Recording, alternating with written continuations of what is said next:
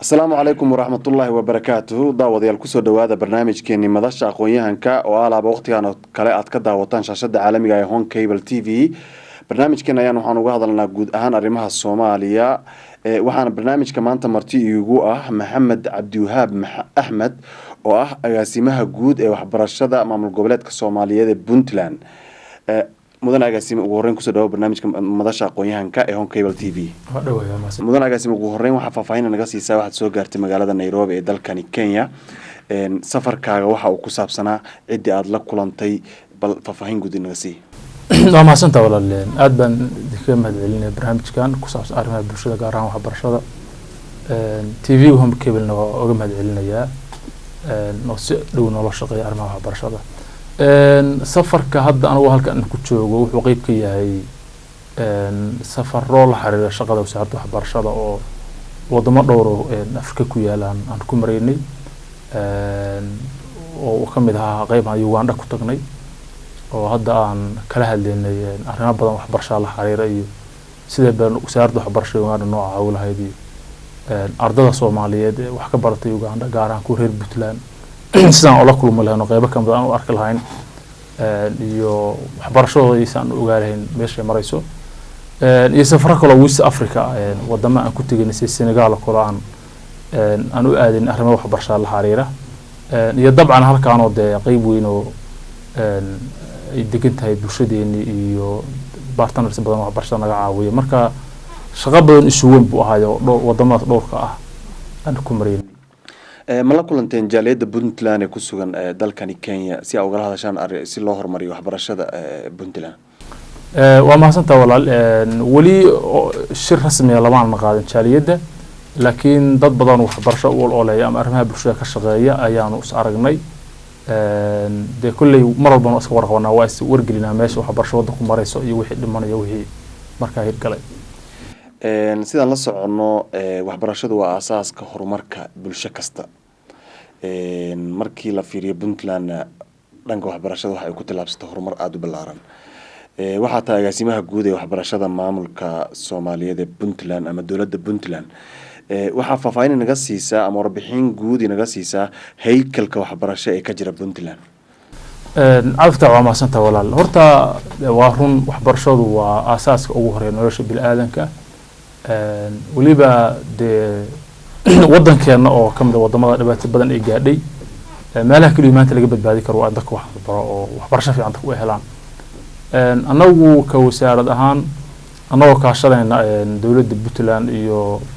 dadweynaha reer Puntland iyo dad kasta oo waxbarashada jecel iyo inta danays arrimaha bulshada ayay wasaaraddu waxay ku dhaqaaqday waxyaalo badan oo waxbarasho lagu horumarinayo dabcan waxbarasho marka laga hadlayo dhowr waxyaalood baa muhiim ah in la isweydiiyo marka ugu horreysay waxa weeyaan in la ballaariyo helidda fursadaha helidda waxbarashada waxaa ka mid ah in iskuulo badan la dhiso macallimiin badan in la soo saaro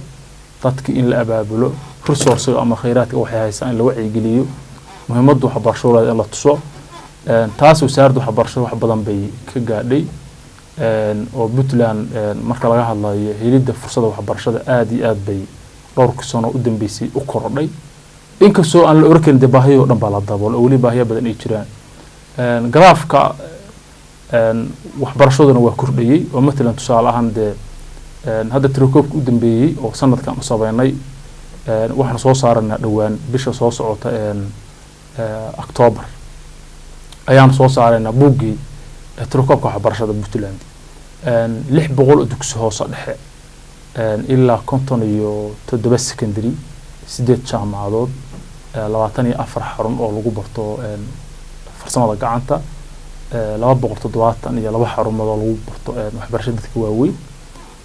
ama wax loo yaqaan wax weyn non-formal education-ka marka intaas oo dhan baa ka jirta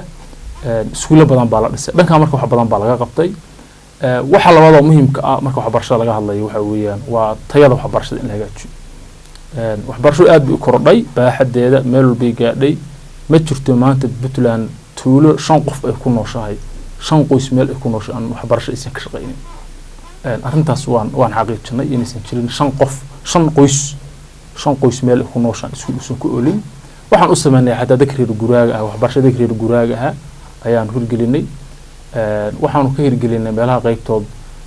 iskuulo guura oo dadku ay leeyihiin markuu guura ay la guurayo oo ay buugaagtooda iyo agabka waxbarashada iyo sabuuradihii iyo macalinku uu la socdo rita ay ku raranayaan waxa weeyaan agabka waxbarasho iyo teendhooyinka ay ku raranayaan gaar ahaan meelaha jitaabada aan uga sameynay marka hore gobolka Sanaag oo kala ka tirsanaa marka Sanaag iyo Karkaar iyo Nugaal baa qayb ka mid ah hadda arinta waa ka wadnaa markii aan ogaanay marka waxbarasho inay aad kordhay waxa ku xigto aan sameeyay tayada waxbarasho in la hagaajiyo tayada maxaa soo hosgeliyay tayada waxa soo hosgeliyay manhaj in la diyaariyo ka turjumaya baahida dadku ay qabaan ka turjumaya waxaan u baahanay ummadeena inay noqoto mustaqbalka okay mid manhajka aan u gudbi doonaa waxaan ii sheegtaa wadan burbursanaa Soomaaliya ay Puntland qayb ka tahay wax badanna dagaal ay ka socdeen dhibaato intee leeg ayaad kala kulanteen in dadka marka hore aad ku wacyigelisaan in dadku ay wax bartaan laga dhaadhiciyo in iskoolaad loo furo in iskoolaadkii hore ee dawladii hore ee dhexe Soomaaliya laga shaqaysiiyo dhibaato caynka leeg ayaa kala kulanteen waa mahadsan tahay horta marka inta laga hadlo waxbarashada Puntland wasaaradda waxbarashada Puntland ka hor iyo dawladda Puntland ka hor biijir badankeedu sababtuna waxay tahay dadku ayaga is abaabulay iskuuladooda ayaga furtay macallimiinta ayaga shaqaale siistay mushaarka ayaga bixinayay dhismaha isuurka ayaga dhisanayay wasaaradda waxbarashadu markii ay la dhisay wasaaradda waxbarashada iyo dawladda roolka ugu weyn ee qaatay wuxuu ahaa dadkii waxay ayagu haysteen ayagu abaabusheen in loo sharciyeeyo in waxa weeyaan tayada la jaagareeyo in macallimiinta loo tababaro in siyaasadda ku shaqeeyaan loo diyaariyo marka dib weyn waa naga qabsatay laakiin dibta inta ugu weyn bulshada reer Puntland bay ku dhacday ayaga diyaar u ah inay iskuuladooda ay wataan ayaga diyaar u ah inay macallimiinta mushaarka bixiyaan ayaga diyaar u ah in iskuulada dhistaan waxa kale oo rol weyn naga qayb qaatay international community oo deeq bixiyaasha gaar ahaan midowga Yurub oo stiil ama wali ah cid ugu weyn oo waxbarashada Soomaaliya gacanta siisa marka laga reebo bulshada Soomaaliyeed marka dib weyn waa laga kulmay laakiin hadee caqabado badan baa laga soo gudbay oo maanta meel waxaan joognaa laga ambaqaadi karo oo waxa weey tusaale fiican ka noqon Soomaaliya oo dhan guud ahaan Soomaaliya markii la fiiriyo waa dal muslina boqolkiiba boqol waxa ka tirsan yahay jaamacadda Carabta iyo dalalka Islaamka manhajka waxbarasho ee ka jira Puntland muxuu ku saleysan yahay wacanka waa su'aal fiican ma hasantaa walaal manhajka waxbarashada Puntland ka jira ma ahan mid ku cusub wadanka wuxuu ku saleysan yahay falsafada ummad ahaaneed inuu wanahay maxay tahay falsafada ugu wanahay falsafada ugu wanahay waxa weeyaan kow dhaqankeeni luqadeeni iyo shakhsiyadii ama isirka Soomaaliga ahaa iyo aragtideena islaamiga ah waan aaminsanahay dadka Soomaaliya aaminsan yihiin oo talabadaas ku saleysan yahay manhajku annagu aan hadda aan mideynay oo wadanka ka shaqeeyahay kii hore oo dawladii dhexe Soomaaliya ay lahayd ayaa sal u ah annagu waxyaalaha yar yar baa lagu daray waxyaalaha badan soo kordhana waa lagu daray oo midna waxa weeyaan xagga dhaqanka afka Soomaaliga suugaanta Soomaaliga deegaankii xuquuq insaankii wax wada noolaanshihii nabadgelyadii ilaalintii deegaanka akhlaaqiyadka asaasiga waxyaalahaas baa ayaanu ku darnay walina qayb badan baa lagu daray hadda shaqo ku socoto oo dugsiyada manhajka hadda gacanta lagu haya laga shaqeynaya marka waxaan oran karaa manhajka Puntland waxa sal u ah diinta islaamka ee dadkeena ay aaminsan yihiin waxa sal u ah dhaqankii iyo luqadii iyo identity-ga Soomaali ahaan anagu aan lahayn ayaa sal labadaas sal u ah jaamacadaha iyo iskuulada ka jira Puntland kuwa dawladda hoostaga Puntland iyo kuwa qaaska loo leeyahay dabcan waa idin tira kooban yihiin kuwaas qaaska loo leeyahay iyo kuwa kale ee dawladda hoostaga intaba muxuu ah manhajyada lagu dhigo ma kuwa isku mid ah mise waa kuwa isdiidan iska soo horjeedo qalaba meel ay la haysataa waa maasanta walaal runta marka laga hadlo dee wada fog baan ka nimid waa dareemi ka wadan burbursana muddo badan oo dhaqaalaha ama kheyraadka la haysta uu yar yahay kaadirkii ama dadka waxa ku olka waxay yaqaan inta badan wadanka ay dibadda uga carareen ama in badan ka mid ah ay saameysay wax wadanka ka dhacayo duufaanaha siyaasadda iskhilaafsan anagu ka wasaaradahan waxaan muhiimadda saarnay 4 sano u dambeysay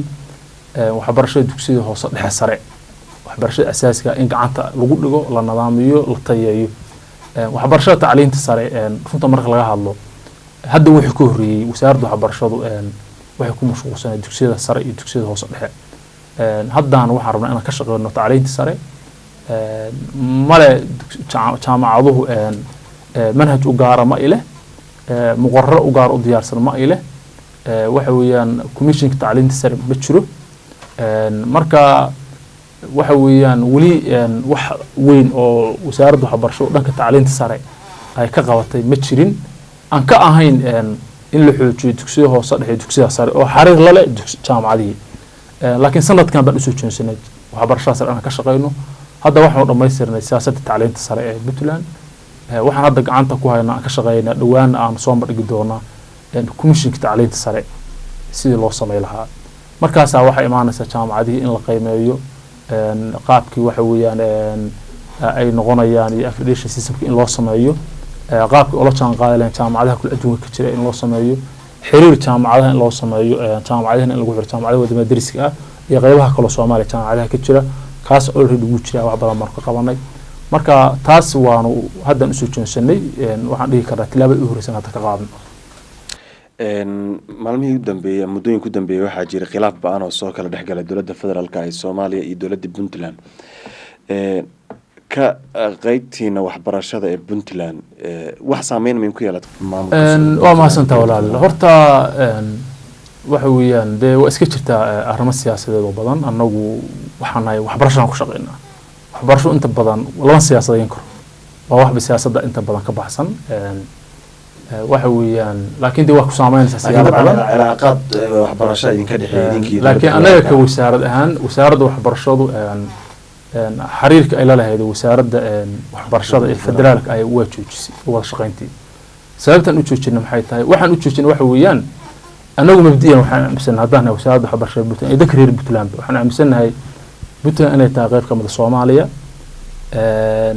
20 sano wadanka dhibaato uu ka socdo oo gaar ahaan koonfurta ama gobolada dhibta ka socotay dad badan oo Soomaaliyeed inay Puntland isugu yimaadeen inay ku badbaadeen inay wax ku barteen in wax badan Puntland laga qabtay inay maanta dhiganayso 170,000 oo arday dugsiyada hoose dhexe ee sare Puntland baa maanta dhiganaysa dadka inta tiral eeg waa dad Soomaaliyeed wax baranaya 20 sano waxba la asaasay waxba la ku hayay anagu waxaan aaminsanay marka waxa dowladda federaalka ay wasaaradda waxbarashadu wixii 20 sano Puntland ay asaasisay 170,000 oo arday Puntland wax ka baranaya 7,000 oo macallin Puntland wax ka dhigaysa 700 oo xarumo dugsi oo Puntland ku taal inay yihiin waxa wasaaradda waxbarashada ee dowladda federaalka ku faanay karo inay gacan qabtaan in ay wixii way aragnimo Puntland u lahayd ay ka kororsadaan in waxa weeyaan ay u tusaan dadka Soomaaliyeed maadaama koonfur dhibaato badan ay ka jiray wixii jiray inaan la dubin meelaha ay ka jiraan systemka waxbarasho si Puntland Soomaaliland oo kale inaan la dubin dagaal aan lagu qaadin laakiin dhulka dhibaatada ku badanta oo koonfurta oo iskuulada ee burburan oo 20 sano dhibaato ka socotay in focuska la saaro ayaga la dhiso marka kadibna inta laga helayo system waxbarasho midaysan siyaasad waxbarasho midaysan imtixaan midaysan oo waddanku leeyahay shahaado midaysan waddanku leeyahay wixii 20 sano Puntland laga dhisay in la burburo inuu mabda'asan aaminsanay wax Puntland yaal oo waxbarashada wax ka baranayana ma aha wax Puntland kaliya ay leedahay dadka Soomaaliya oo dhan baa wada leh arrintan nasiib darrada waxay tahay anagu fikirkaas walaalahayagii koonfurta ama wasaaradda waxbarashada ee xamar wana la arkay waxa ay soo tiriyay dhowr sano u dambeysay dagaal cad oo lala dirirayo wixii jira la baabi'inayo oo iskhilaafsan xamar garwa waxa noogu yimid madaxweynaha dowladda federaalka Xasan Sheekh Baayim speech uu ka jeediyay wuxuu ahaa systemka wasaaradda waxbarashada Puntland u shaqeysay iyo wax qabadka ay qabat inay tahay wax ummadda Soomaaliyeed oo dhan ku tusaale qaadan karo xamar shirka lagu qabtay sidoo kale waa midowga Yurub oo waxbarashada Soomaaliya qiimeeyay 2012 award bishii wasaaradda waxbarashada Puntland ay leeyihiin waa institution ugu capacity ka fiican oo structure ka fiican Soomaaliya inta institution ka jirta United Nations sidoo kale waxay ku dhawaaqan February hadda sanadkan ayay waxay release gareeyeen the best institution in Soomaaliya oo role model loo qaado in wasaaradda waxbarashada ay tahay annagu waxaas oo dhan anagu haynay still waxaan u aragnay in waxa kan wax ummadda Soomaaliya loo hayo waxaan kala kulanay wasaaradda waxbarashada xamar dhibaato badan scholarship ku caruurta lagala diriray deeqihii waxbarashada la keenay baa la musuqmaasuqay caruurta reer Puntland oo 12 sano wax baranaysay oo waxa weeyaan masiirkooda iyo mustaqbalkooda la maalgeliyay ayaa waxa loo dhigtay isbaara mustaqbalkooda iyo masiirkooda oo waxa leeyahay ilmaha meesha liya baran jooga ama laasqoy jooga ama xafuun jooga waa inuu tago xamar oo xamar uu ka qaato oo kharash uu ku galo oo ka qaato shahaado aan waxa kalsoonida aan lahayn shahaado aan imtixaan aan ku imaan aan manhajinaysan lahayn $60 qof intuu iska bixiyo inta loo daabaco la siinayo in ilmihii lagu khasbo mustaqbalkiisa xamar oo aad lagu yiraahdo anoo arinta waxa oo inay tahay burbur waxbarasho baan aragnaa dowladda federaalka wasaaradda waxbarashada Puntland iyo wasaaradda waxbarashada dowladda federaalka waa arintaas in xamar shahaado laga qaato anaga arintan isku qabanay walaal waxaan rabaa si fiican aan u cadeeyo waxaan isku qabanay oo kaliya waxa weeyaan xamar wasaaradda waxbarashada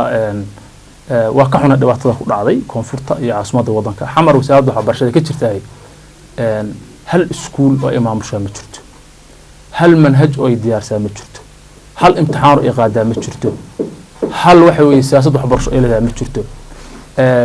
intaas Puntland ka jirta system waxbarasho jira waa la qiimeeyaa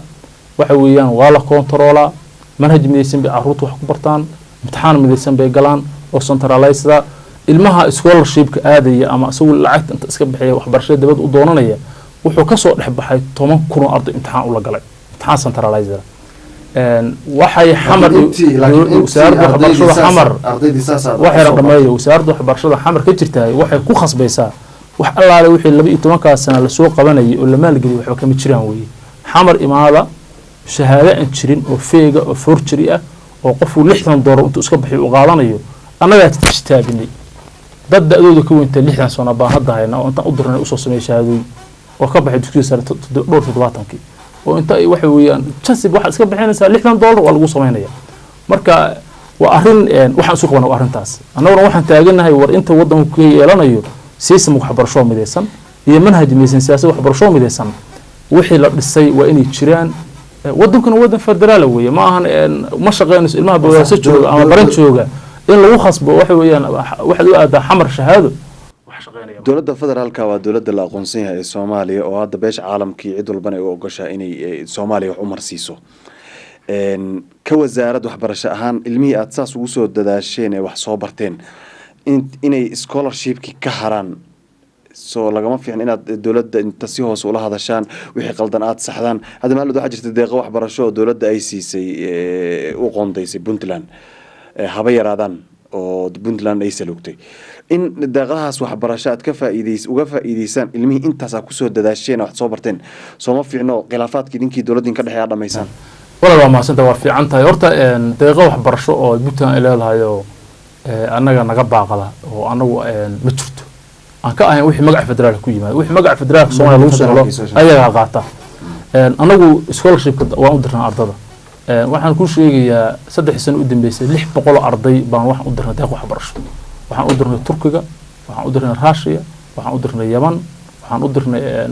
Ethiopia waxaan u dirnay meesha la yiraahdo Sudan waxaan u dirnay Jordan waxaan u dirnay India intaas oo dhan u dirnay meesha dhibaatadu ka taagan tahay oo dowladda federaalka ay wasaaradda waxbarashada ay dhibta ay ka sameeyeen oo ay dhibaatada ka geysteen waa Sudan meel kale isaaman ku yeelatay dhibta iyo dagaalka ay nagu wadaan ma jirto Sudan scholarship Puntland sii jirtay dowladda federaalka 10 jeer iskaga daba noqotay tan iyo tii ka horeysay oo ku meel gaarka ahaydba mar walba warqaday geeyaan inta dagaal iyo xaal abuur bay ka wadaan dhibta ugu weyn waxa waa ninka meesha ambassadorka ka ah anu 10 jeer baan la hadalnay personally anagu waxa la hadlay waxaan ku waxaan waa caruur Soomaaliya masiirkoodii marka meel kale isaaman ku yeelatay ma jirto wixii Sudan ka yimaadana hadda Puntland waxay leedahay qoondadeeda iyo xuquuqdeeda wixii hadda laga soo qaadayna wada hadalkooda waa noo socdaa dilaa idmo mana ahan ilmaha reer Puntland oo wax bartay wax uu fursad u lahaa oo gacanta wasaaradda waxbarashada Puntland soo maray ma waayayo laakiin cid loo baahan yahay in la xisaabtamo oo ummadda Soomaaliya la xisaabtanto waa waxa xamar ku qulqulay muqdisho waxa ku qulqulay wixii ummadda Soomaaliya ama aadeen Puntland ama aadeen gobolada dhexe ama aadeen gobolada Jubbooyinka ama aadeen waxa weeye waqooyiga Soomaaliya waxa allaale wixii Soomaaliya resource loogu deeqo magaca Soomaaliya ku yimaada xamar bi tagayaan waxbarashadu kaliya ma ahan meel la geeyay lama arko waan laga xisaabtamo oo dadku xuquuqdooda waxa weeyaan ay loo caday inay helaan ilmaha waxa weeye Soomaaliga meel kasta joogo 10 kursi hadii la helo waa in loo qaybo ummadda Soomaaliyeed marka annaga waxaan ka hadlayno aan ka qaylino waxa weeyaan waa dulmiga cadaalad darrada ka jirta xamar ka jirta wasaaradda waxbarashada iyo waaxyaha meesha jira ay wadaan waxaan wax yar xasuusinayaa oo aan cadaynayaa ma samaysan dadaal weli ku saabsan inaad khilaafaadkaas dhamaysaan si waxbarashada si guud looga wada faa'iideysto maadaama hadda dowladda federaalka ay helaysa caawinaad badan oo ama aqoonsiyo badan oo beesha caalamka ah wallahi waan sameynay anigu wadahadal badan baan sameynay hadda tiimka meesha jooga gabadha wasiiradda Maryan Qaasim oo u mahad celinaynaa waa qof jecel inay wax hagaagaan ajenda qaran ama ajenda ummadeed aaminsan waa la hadalnay tiim badan oo wafdi reer Puntland oo dhowr toban qof ba hadda waxay tageen bishii June waxay tageen Muqdisho tagay tiimka meesha jooga anagu waa la wada hadalnaa marka wada hadalku waa socday in badan laakiin anagu hadda waxay soo istaagtay baraka male dhibta waxa wadana waa tiim isku xiran oo kooxa oo waxa weeyaan ayagu dantooda ama masaalixdooda marka uu arka in wax umadu ka dhaxaysan aan la wadaagin waxaa jira imtixaanaad mar dhaweyd koldhoweyd laga qaaday guud ahaan Puntland waxaana ku dhacay arday aad u tiro badan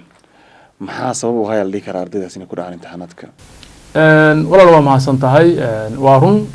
imtixaanaadka aadka ardo ugu dhacday waa imtixaanka dugsiga hoose dhexe imtixaanka fasalka 8aad weeye waxa weeyaan waxa keenana wax kale ma ahane waa laba waxyaalood midda ugu horeysa wasaaradda waxbarasho ay ka go'an tahay waxbarashada tayeyso annagu ma rabno carruurtayada ama dadka aan soo saaray inaan nafteeda khayaano ummadayda inaan khayaano ma rabno waxaana ilmuhu markuu ka soo baxo fasalka 8aad ama marka uu ka baxo fasalka 12aad inuu u dhigmo wadamada dariska nala ah waxa weeyaan heerka ilmahooda uu marayo taas marka waxa weeye si loo gaaro waa in la adkeeyo imtixaanka iyo systemka wax lagu saxayo oo qofku iska gudbin marna mad iska la toono iska faaruqa oo qof waxba bartay inaan soo saarno waxaan rabnaa dad tayal oo kooban inaan soo saarno taas waxay daliil u tahay cid walbana marag u tahay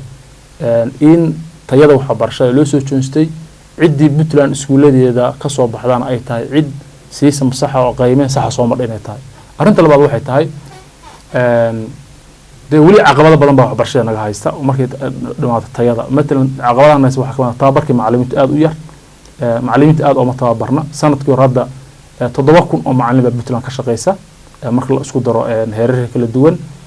1,500 macallin baan sanadka hore certified galeen oo shahaadada macallimada qaatay oo ka baxay kulliyadaha macallimiinta wadanka haddeer sanadkan bisha tan aan ku jirno soo dhaafin ee July 270 macallin baa xarooday kulliyadaha macallimiinta loo diyaarinay macallimo loo xareeyay oo free waxbarasho lacag la'aan la siinayo marka dhibaatooyinka badan ardayda dhacay Kenya wax ka mid ah macallimiintii oo aan aad u tababarnayn oo hadda shaqada ay ku socoto waa dhibta qayb ka tahay waxa kale qayb ka ah iskuulada laftigooda iskuulo badan wadanka wiil aysan ahayn iskuulo standardka laga riba gaarsiisan marka laga hadlayo inuu ilmuhu jeclayso iskuulka marka laga hadlayo waxyaalihii manhajka ka baxsanaa oo ilmaha iskuulku inuu in badan yimaado ku kalifayay dhibaatada kale jira waxa ka mid ah ilmuhu inuu guriga markuu joogo uusan ku helin cid caawisa oo waxa weeyaan uusan macallin guriga waxa ugu uusan helin marka dhibaato badan oo jidhaba keenaysa laakiin hadda waan ka shaqeynaa waan wadnaa wax hal maan lagu xallin karaa ma ahan waa waxaan rajeeynaa insha Allah inay tartiib loo gudbi doono waxaan soo gaarnay gabagabadii barnaamijka ugu dambeyntii maxaad ugu baaqaysaa bulshada Puntland ee ka daawanaysa shaashadan Hon Cable TV waxbarashada jecel ama bulshada Puntland ee daafaca caalamka kala joogtay wala kuwa Soomaaliyeed ee caawa ku daawanaya ama waqtigan ku daawanaya waa mahadsantahay walaal waxaan ugu baaqayaa marka ugu horeysa horta bulshada reer Puntland waxbarashada wadanka ka jirta laf dhabar bay u ahaayeen inay sidooda u sii wadaan waxbarashadeenu waa waxa kaliya ummaddu ay uga bixi karto fakhriga dhibaatada in haysata qabyaaladda kala qoqobnaanta ummadda marka waxaan rabnaa qofku markuu wax barto wuu xoroogaa dadkeena aan xoreyno aan ka xoreyno jahliga wasaaradda waxbarashada dadaalkaasi wadaa dawladda iyo qaybaha kala duwan ee bulshada rol weyn bay ku lahaayeen inay doorkooda sii wadaan oo wax badan ay ka qabtaan ayaan horta ugu baaqaya dadka reer Puntland taa waa midda labaad waxaan si gaar ah uga codsanayaa waalidiinta iyo inta waxbarashada ka shaqeysahay in ay wasaaradda waxbarashada kala shaqeeyaan tayeynta waxbarashada aan ku mashquulsanahay tayeynta waxaa ka mid ah waxaan u sameyn iskuulada wadanka jiro dhan waxa leeyahay guddiga waalidiinta waxaan rabnaa anagu ma rabno wax walba wasaaradda waxbarashada in iyadu ay yeelato saa u hayso ma rabno taas waa bedelnay waxaan rabnaa dadku ayagu in iskuullada ayagu ay leeyihiin inay ilaashadaan inay khilaafaad ka xaliyaan inay macallimiinta la xisaabtamaan inay maamulayaasha kor joogaan in siyaasadda wasaaradda waxbarashada in lagu shaqeeyo in kale ay hubiyaan guddiyada marka waxbarashada iskuullada iyo dugsiyada ka shaqeeyaan siisan wasaaradda waxbarashada u dejisa inay ku shaqeeyaan oo ay mar walba ka caawiyaan wasaaradda waxbarashada oo waxyaalaha aadkan hadda aan sanadkan uga shaqeyna waxa ka mid ah ardayda la buutinaya in la yareeyo aaday u badanta arday badan soo boodi sanad kore aad baan u yareynay waxaan ogaanaa xataa arday gobolada laga soo bedelayo la dhahayo gobol hel baa laga soo bedelayo loo bootinayo systems baa loo sameeyey standards lagu jeegareynayo waalidiintu inay taa nagala qayb qaataan baa loo baahan yahay qodobka ugu dambeeya waxa weeyaan oo aan ummadda Soomaaliyeed oo dhan aan ugu baaqay waxa weeyaan dadka Soomaalidu waxay ahaa jirtay ummad dhaqan iyo mabaadi' leh oo ku dhisan waxa wadanku nabadda ku ahaa jiray dhowr kun oo sano dhulka deganay 8 kun oo sano in ka badan baa isu waafaqsan yahay dadka Soomaalidu Horn of Africa inay deganaayeen dhibta hadda in haysta ma jiri waxaana waxa keenaya waxyaalo badan oo dhaqanka inoo ahaa jir oo meesha ka baxay waxaan dadka Soomaalida ugu baaqaya dadkeena aan wax barno caruurteena aan wax barno dhaqankeeni iyo sharafta ummadda aan lahaa jirnina khatar bay ku jirtaa aan ilaashano waxa ugu horeeya in la ilaahay u baahna waa afkeeni oo dabar go'orka u saaran waxa ku xiga waa dhaqanka anagu aan lahaa jirnay oo waxa weeyaan si baabah waxa ku xiga deegaankii dhulkeeni maanta lama degu sii noqonaya lama deegaan buu noqonaya oo dhulku roob waa dhirta ku yaray inta ku hadhay baa la jaraya anagu waxa aad ka andaaf ugu jirnaa waxa ka mid ah in iskuuladii xataa ilaa dugsiga hoose dhexe lagu dhigo deegaanku muhiimad u leeyahay oo manhajta aan ku darno dhirtu muhiimada u leedahay intifaaca inoo leedahay si loo ilaali karo nabad guurka waxyaalaha keena taana dadka Soomaalida oo dhan waxyaalaha aan ka codsan in ilaaliyaan ayaa loo baahan yahay nuxurkuna wuxuu yahay waxaan rabnaa waxbarashada iyada inaan ka dhigno mid ka jawaabaysa baahida anagu aan qabno ma rabno waxbarasho aan ka jawaabin baahida ummadeed aan rabno iyo falsafada ummadeed aan huwanahay iyo waxaan aaminsanahay waxbarasho aan ka jawaaban waxbarasho inoo aha taas baan rabnaa in waxbarashada noqoto ilmuhu markuu waxbarto uu dhaqanka garanayo uu deegaanka garanayo uu diinta garanayo wada noolaanshaha garanayo wadaniyada garanayo nabadgelyada garanayo hay'adaha kala duwan si u shaqeeyaan garanayo xuquuqaadka uu leeyahay iyo waajibaadka laga rabo qof garanayo waxaan rabnaa in aan soo saarno waa in ummadda Soomaaliyeed oo dhan ay ka wada qayb qaadato waxbarashaduna male border xuduud ma waxbarashadu waa barnaamij waxa weeyaan ilaahay bil aadan u soo diray in ummadda jahliga loo saaro wax la siyaasadeyn kara ma ahan wax cid hor istaagay ka dhama waa qorax soo baxday oo kale waa inaan si fiican uga wada faa'iideysano aad ay u mahadsan tahay daawadeelinta kusoo gabagabeynayna barnaamijkeeni madasha aqoon-yahanka oo toddobaadkan marti uu noogu ahaa agaasimaha guud ee waxbarashada Puntland محمد عبد الوهاب أحمد مركل يعني كلام هذا علينا وقتها غالي جاي برنامج كوسورتي برنامج واحد ينصو صاري أنا وعد افتتاح محمد علمية وحاضنك كاميرا ذي فرصة بقى وين يجسي عبد العزيز إبراهيم علي برنامج كامل لما دين تنكو كل مدانو سيدا سيونا بتقليو